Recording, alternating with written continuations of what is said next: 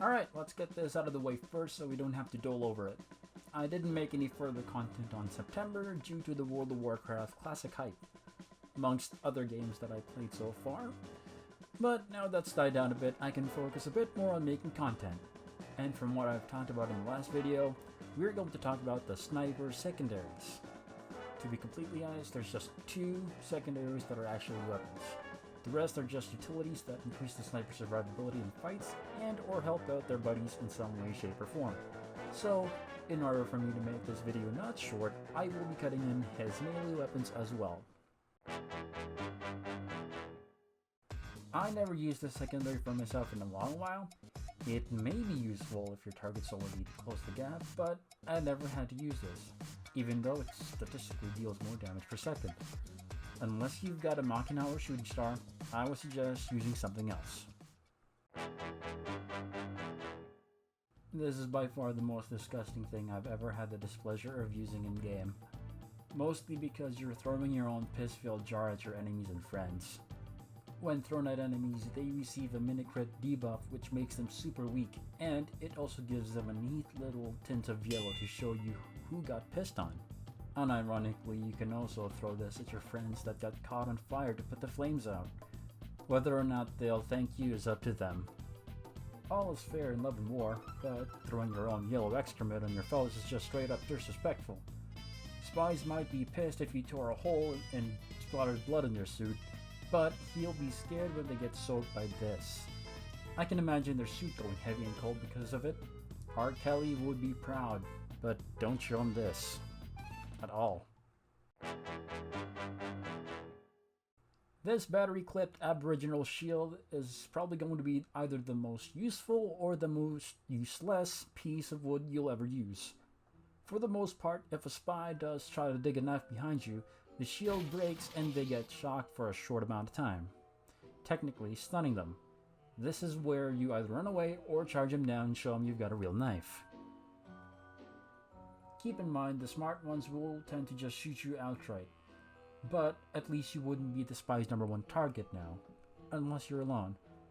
This electrified piece of oak will keep the spy away from you, as long as you're within the close proximity of your teammates. At this point, the only spies you'll be dealing with are the ones who are too oblivious to what the Razorback does or has isolated you from your teammates.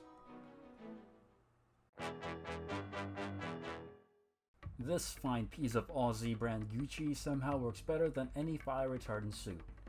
Next worst thing to deal with beside from spies and soldiers are pyros that can flare jump behind your line and toast your ass. Luckily for you, it'll probably feel lukewarm, and you won't feel the afterburn anymore, but you still have to kill the bastard before you die from heat stroke. My favorite secondary out of every other in this list. This large backpack somehow has a tiny little healing dispenser inside that heals you for a good amount of HP over time. In addition, if you're scoped in and fully charged, you'll be less susceptible to hit punches. Your foes may hit like trunks, but that doesn't mean you'll flinch from one anymore. I also like the fact that it also acts as a bag cosmetic of sorts. Even though if it takes up the secondary slot, it still has its use, which is useful to me.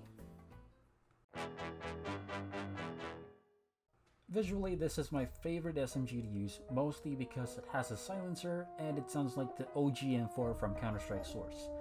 Gameplay wise, you get way less DPS because of its weaker firing rate, 5 bullets less than stock, and it doesn't have any random critical hit chances. It does, however, have a meter called Crikey. What it does is that it gives you a mini crit buff for about 8 seconds. It doesn't matter what you've got in your hand at the moment as long as you turn it on.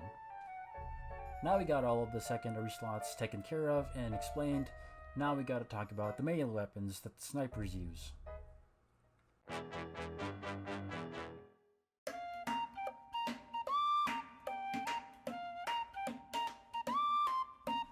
This is the default melee weapon for the sniper. It's got a pretty hefty melee damage, and if you're really good at taking advantage of the hitbox delays, you'd get to reap an unusual amount of critical hits with this.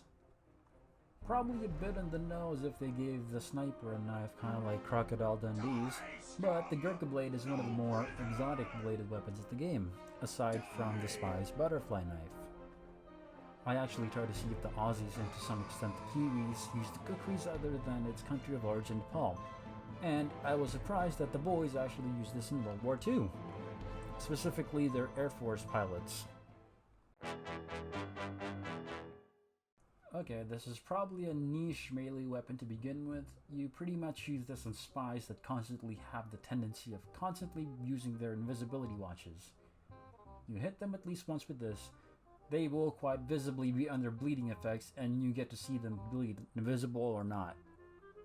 The name is literally verbatim, a knife made out of cardboard for a more tribal look. The one who made the knife probably forgot to use sandpaper, which would cause anyone who gets nicked by this to receive a bad case of the splinters. The stats for this knife is pretty much the same as the stock melee. One big difference is that this doesn't randomly dish out crit chances, although it does go full crit whenever it receives a mini crit buff. Now this... well, yeah, you want to press the check by slicing a brother's threads, but you can still ruin someone's day with this knife.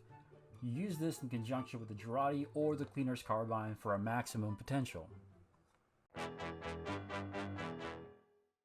Yes, the Shansha is kind of an okay weapon. I guess you can use this scimitar as a last resort type of melee weapon because of its stats. You'd be a pretty good duelist with this thing, or you'll be sucking chest wounds all round long. And that's pretty much it for the sniper's arsenal. Primary, the secondary, and melee. I don't want to make any videos regarding the reskins because they don't really make a big impact on the gameplay other than aesthetics. I'll be splicing up some montages on my process on getting these clips for the videos, and some other content that isn't related to Team Fortress 2. Until then, cheerio!